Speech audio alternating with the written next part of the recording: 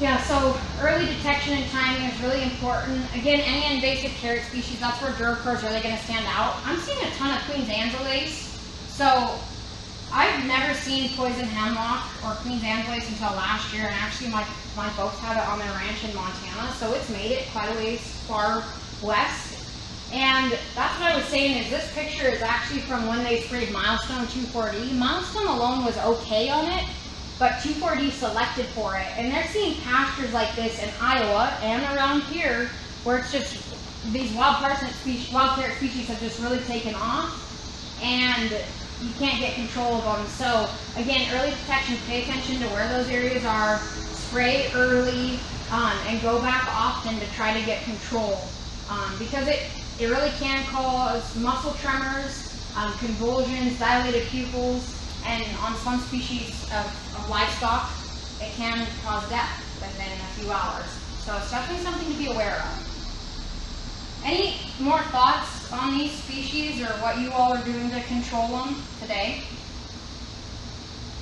Anybody else have it in your pasture yet? I thought the state highway was using their this year on some of the parsnip. Are they? I thought you were working with Andrew on that to use some of that to see what it's going to do. I am. Okay. Yes. Yep. The equivalent for roadside applications would be TerraView. But yes, they're working with Duracore chemistry to control it. So we'll know more, but I mean, we did 3 years of testing with it, and it's the best product on the market for it. And some people are still rolling in a little bit of their own escort with Duracore to add control, like some of this bigger stuff over in Minnesota and Wisconsin right now, they're putting in a little bit of escort, and that's seeming to help a little bit too. So, and that's... Why don't you just spray with chaparral then? Chaparral is excellent, still. Yep, so Duracore, we brought in because we were seeing that escort can ding cool season grasses if not used appropriately, and some people don't want to suppress fescue seed head growth on those grasses, so that's why we brought Duracore to the market. Great, that's an excellent question, but chaparral is still a darn good fit for this acre as well. But we do see really good things from this Rinsport product. Rinsport Active, I should say. So really quickly, some other noxious and invasive weeds that to pay close attention to. So just to instill some confidence in Duracore here, we did look at Duracore versus Grazon Next in terms of a year after treatment on Canada thistle. With the right timing, which we say is when you see that first purple flower of Canada thistle, you know the most plants would emerge at that time frame. And that with that being said, that plant is putting all of its energy into the head, so when you spray it, it's going to take it into that root system and have better knockdown. So that's when this was timed at, and as you can tell, all 3 rates of Duracore work really, really well. Again, chaparral wouldn't look any different here. How about some other pasture weeds that you all brought up? So gumweed. Again, I have 12 ounces here, but I definitely go with that 16-ounce rate, especially as we're seeing gumweed flower right now. Once it gets beyond 30% flower and we haven't had a lot of moisture, you all know we've been very hot for a while here. You got to really pay attention to the timing on that plant, but we want 30% flower, no more, and try to get that treatment. The best timing on gumweed, honestly, is going to be like early June. I went and looked at some pastures up north here that an aerial applicator sprayed in late May, and he did an excellent job on the gumweed that was coming. So you've got to pay attention to where that gumweed is and get on a little bit earlier. But you could still do okay on it in the fall. You're just going to have some spots to clean up next spring. Goldenrod is definitely a spring treatment. Once it's flowered, it's just very woody and branchy. It's hard to control. So 16 ounces, I would recommend adding a pint to a quart of 2,4-D. Wormwood, 20 ounces of Duracore. Very, very good on absinthe wormwood. I know when you're thinking about your row crops, you want like beer can or pop can height tall weeds. When you're thinking about wormwood, we want a little bit more growth out of the base of that carcass. We want it about 8-12 inches. just so you get that plant fully up and going and you have a lot more growing points to contact from a foliar application standpoint. But you can get this in the spring or fall and do a really, really good job on wormwood. So if you spray gumweed right now Yep.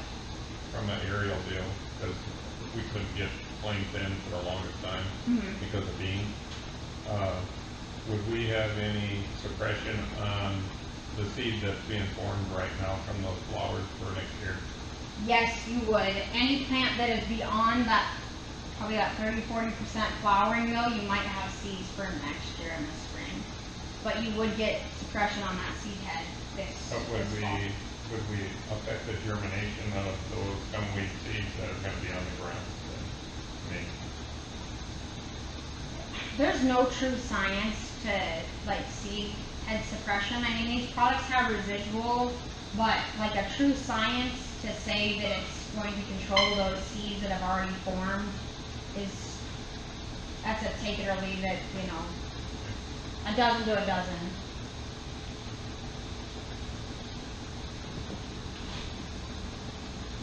But snow on the mountain, seeing a lot of that. So that's in the same family as leafy spurge. You've got to go after that in the spring, before flower. June is really good time. It seems like you see it around here, and you got to add your 1 part per 100 or 1% volume per volume of an NSO. Another one seen around these lake regions is common mullein, right? That's our toilet paper from our first slide, right? So you could sell it or you can try to kill it. You definitely want to try to control it in this rosette to early bolt stage. By the time you get your corn on the cob on common mullein, you're too late.